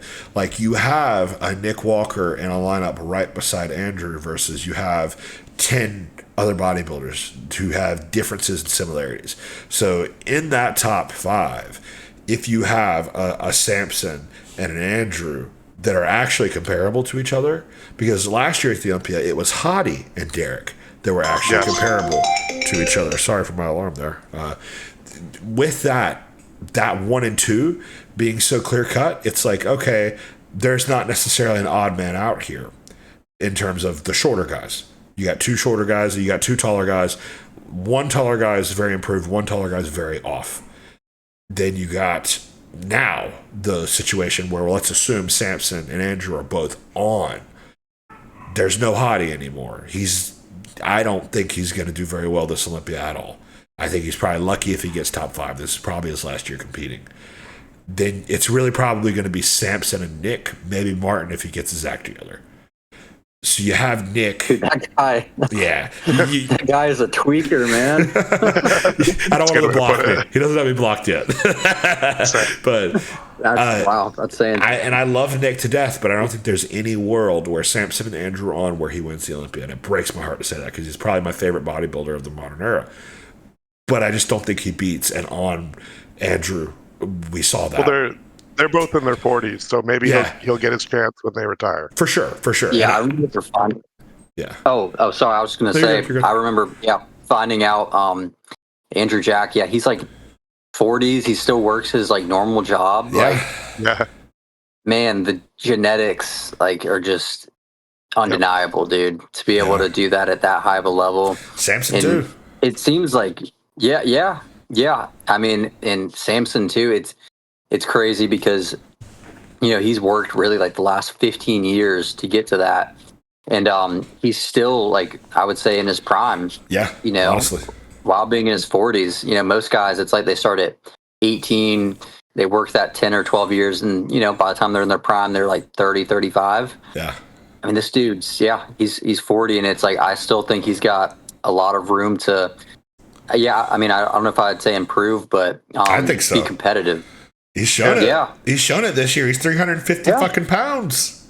Dude, those update shots are just, that looks AI. And he's not a fat 350. That's the thing. He is a crisp 350. Yep. Yeah, I mean, it looks like he's does he have 50 pounds of body fat to lose? Does he? I mean, honestly, it looks like he's got maybe 30? 35 pounds in total. I think he'd, he looks like he could be 310 on stage and That's still what I mean. Yeah. Old condition. Yeah. I'm like you were saying, I'm very excited to see that. Andrew Jack versus Samson, just two, it's always fun seeing two ginormous dudes like that, go head to head. Just they're monsters, they're 6 foot, 6'1", whatever they are, 300 pounds, both of them. And they have similar structures, but they're also kind of different. Andrew Jack has those kind of long limbs, Rounder, Sam does too, but no, exactly. So there's some subtle differences, but there are significant differences. No, I'm excited to see it head to head. That's going to be fun because I don't think we've seen anything like that in the Olympia in a long time. No, for sure. I don't know if we've ever seen anything that close, on paper, because realistically, I love Jay Cutler. He's probably my favorite Mr. Olympia of all time, maybe top 2. But was it ever really that close with Franny outside of 01? Forget Phil and Kai. But then this is what I'm about to say too. Was it ever really close between Phil and Kai at an Olympia? No. At Arnold's, Kai beat him. Kai looked. If Kai was able to bring that look to an Olympia, maybe we got a different conversation going. But I can't look at a single year of Phil versus Kai at the Olympia and say Phil didn't deserve it wholehandedly, because just the level, everything was just better. There's not even one thing you can pick apart. And before that, I mean, you just the reign of Ronnie, and then before that, you. With Dorian, it was close a few times, but it was never constantly battling head to head. Whereas with Derek and Samson, if things kind of play out how they could, this could be a battle of Andrew Samson for the next 4 or 5 years. Dude, I would love to see that. I think that would bring a lot of excitement back to Open, because, like you said, it's kind of stalled, in the last honestly 5 years, really. Yeah. 4 or 5 years. It's just kind of been stagnant. It's obviously, I still tune into it and everything, but I like it. It's like there's something missing since Phil left. Yeah. I guess, and a dominant character. Yes. Yeah. And, back then too, you had Kai up to a certain point, then you had Rolly Winkler. Yeah. Just, man, that's one of my favorites too, there. Yeah, some of the best arms of all time. Triceps, maybe. But. Yeah. I mean, triceps, I can't think of anybody better. That just... You can't get a better tricep. You can't. Some people would think like Kevin Levrone. Nah, put him side by side. No. Not even close. Nope. I guarantee you Rolly would crush him. I think, shoulder to arm, maybe, but tricep to tricep, no. Rolly wins all day. Nope. Yep. Yeah, some of those shots of his triceps, that's, some of those are the most famous, one of the most famous bodybuilding pictures ever, in my opinion. Oh, yeah, Lee Priest. Arm in Lee total, Priest. Yes. Tricep, I don't think so. Triceps, it's like he's got more mass in his long head than anyone else's full tricep. Yeah.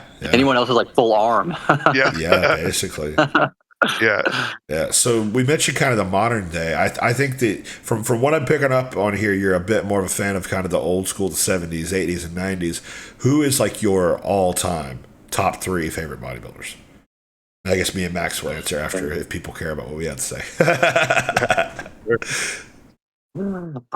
Oh man, so I would say, I would I'm probably going for more of an 80s, 70s look, just because of where I'm at, and it just kind of just naturally aligns with what my body weight is. But in terms of top 3, I'd say Flex Wheeler is in there, and this is in no order. Man, I'd have to put Dorian in there just for just the training alone and stuff. Yeah, that's fair. I can't exclude him, man. I just can't. So him, it's kind of funny because him and Flex are exact opposites. Yeah. In that regard, in every regard, basically. Yeah, literally. And then So then before 2000, man, let me think. Honestly, I'd say probably I might have to say Kevin Levrone, honestly. So all 90s guys, but just all flawless physiques. Well, Dorian had some issues later on, but very 3 different physiques, but all just very aesthetic in their own way, and just dominant muscle groups, and just they all had some sort of freak factor, which I think is kind of missing today. So I would say that'd be my top 3. Okay. You want to go, Max? Yeah, I had so much time to think during that, and my mind was just scrambling. About 10. And I'm trying to think, do you guys want what I think are the best, or do you guys want just the ones that hit? Yeah, favorites. So I got to go on the category of what I think the best bodybuilder is, and I will say Phil Heath over Ronnie, just because I prefer that. As far as my favorite, because it hit me hard at a young age, my dad, who got me into working out, he showed me the Arnold Encyclopedia when I was 12, and I really liked Samir Bannout, 1983. Yeah. I loved his back. I just thought it was a clean look. Obviously in today's bodybuilding it wouldn't be big enough, but Samir Bannout's awesome. I was going to say Dorian because that's like my biggest inspiration of all time. I just fucking grainy white dude with a good back. That's just always been goals. Shit. Maybe Bob Paris. Ah, damn. If you guys are familiar with him. I was going to take that one. No way. Yeah. Classic. Yeah. Right there, Yeah, like who doesn't want to look like that guy, man? Like just so aesthetic. He's got good proportions. Nothing's overdone. Just looks fit, healthy. That's a physique right there, man. Yeah. I gotta say, one other. There was a name I can remember. Do you guys know Francis Benfato? Yes, I do. He's insane, dude. Yeah, amazing poser, shorter guy. Okay. Yep. Yeah, that would have to be in my top 3. Just insane aesthetics. Dry, lean, crazy fullness, muscle bellies, everything. Just small waist. So that was a good choice. He's amazing, dude. Yes. Dude, incredible. I mean, yeah, like you said, kind of similar to the Bob Paris thing. Like, who wouldn't want to look like that? Yeah. So I would have to throw him in my top 3 over. So yeah, I was kind of thinking like my pre-2000 top 3 would be Flex Wheeler, Dorian, and then the Francis Benfato guy. Yeah.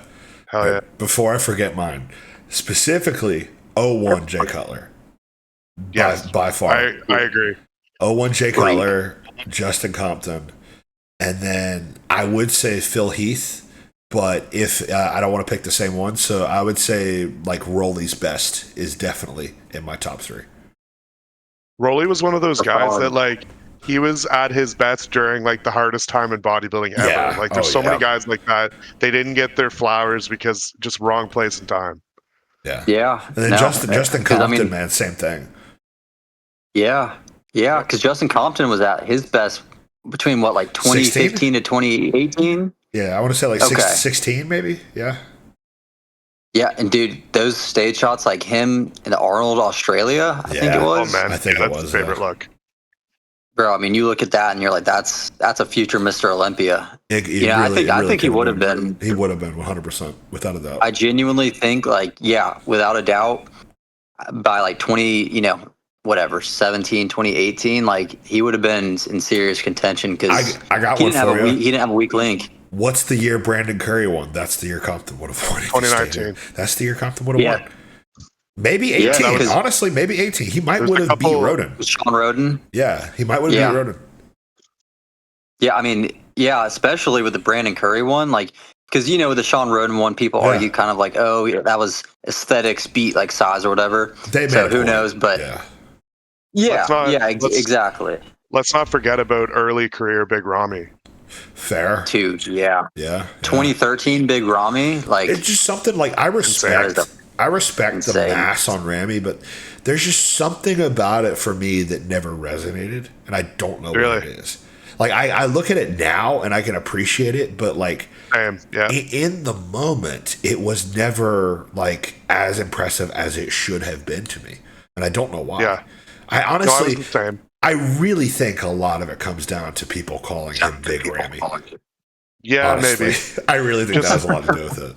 Yeah, just not appreciating him for his kind of aura was big muscular guy, and it almost if you look at his midsection to lat ratio to quad sweep, it's he has some of the best proportions of anyone we've ever seen, period. For sure. Best side chest, maybe the best side chest of all time. Yeah. I mean that side quad, I can't think of it. That's what does it. Dude. It's you just can't ignore it. You can't ignore it. It's just something about them referring to him as a nickname. I guess they kind of always subconsciously maybe take him less seriously. Same thing with Andrew Jack. I just can't really take it seriously. Something about it. It's we're calling him that, really. This is such a amazing, massive, impactful physique. I want to give it more respect than that.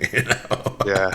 Yeah, it doesn't have the same ring to it like a Flex Wheeler, or a Phil Heath, a Brandon Curry, I don't even think Flex Wheeler is his real name. No, it's not. Yeah, Flex is his nickname. Yeah, but at least it's his real name again? It's Kenneth.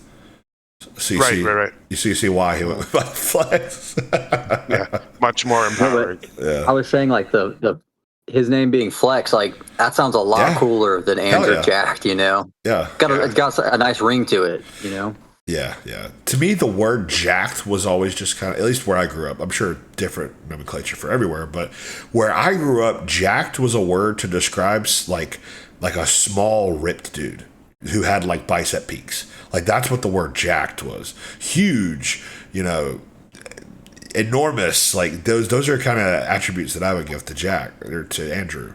I wouldn't say jacked. He's a lot more than jacked. Yeah, jacked is I kind of get what you're saying now. I never really thought about it. It's just like a fit jacked dude. Is like, yeah, it's like you look at like the 152 pound like wrestler, something. You're like, oh, he's jacked. Yeah. He's a little jack dude. Yeah, exactly, little jack dude. One of my best friends in high school, best friend of all time. He's like 5'7". He would always be called jacked. And that dude's jacked. Like 5'7", like 180, 170. Yeah. And when the guys who were wrestling at 152, it's funny. That's like exactly what they cut down from is like 170. Yeah. And they're like, oh, it's the jack guy. Yeah. I know what you're saying. Yeah. Yeah. It's just, your wrestling background. Oh yeah. I think your wrestling background is going to come in handy for your bodybuilding success, man. I got so many damn alarms. I'm sorry. Not my Apple Wallet. Okay, that's my bedtime alarm. That's my bedtime alarm. So I guess we'll wrap it up here shortly. But yeah, go into that wrestling thing real quick because that's a huge weapon you got. Yeah, so I wrestled honestly just from freshman year to junior year of high school, and then I got injured a couple times, and I was really like, I'd always just wanted to lift throughout high school. I really did enjoy wrestling, but lifting was always like my main thing. And I got to be pretty good my junior year. I went like, around 30-7, like 30 wins, 7 losses. And then got injured really bad. I had a bad knee injury, the bursa sac dislocation, and a tear in the bursa sac. So yeah, that kind of took me out of competing, like, in regionals or anything like that. I still did compete, but like I came back with like a hole in my leg and just, shriveled like. It's hard to and when in wrestling during the middle of the season you take like time off like that, it really does a number on like your endurance and stuff like that, because I'm sure you guys know like endurance in wrestling is everything. I mean, it's 3 2-minute periods and you are giving it your absolute maximum effort, just it's balls to the wall for 6 minutes straight, and if you're not in shape that's over. But yeah, so I did have to cut weight a good bit though that year, especially. Like I went from 152 to 138. Okay. Over how long? So, like, what was the time distance? So I actually tried to do it like in a more intelligent way. So good. I started cutting body fat. And I still did cut some water. Like the week of, I'd have like 4 or 5 pounds, which isn't that hard to cut. It blows my mind why more guys don't do that, man. Like I know. Like, why? Yeah, blew my mind.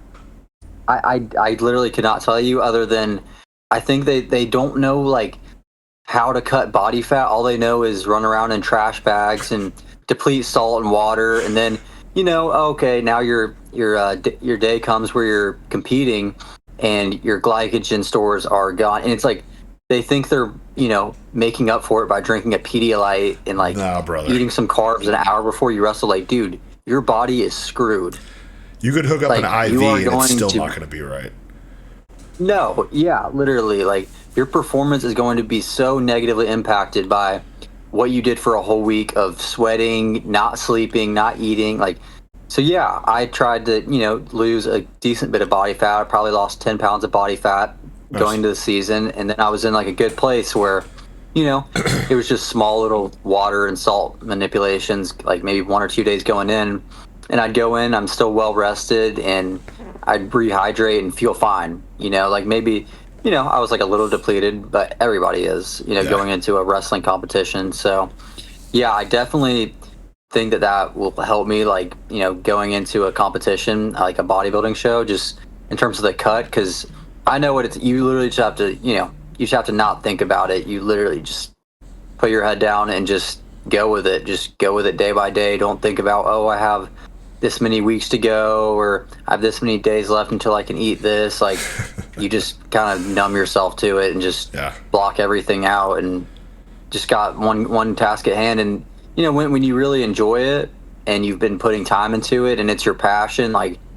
you start to really like it. You know what I mean? You start to enjoy that process of, yeah, I guess suffering, you know? Yeah. It starts to just become normal. So. It's not quite the right word for it, but there's no better word for it, if that makes sense.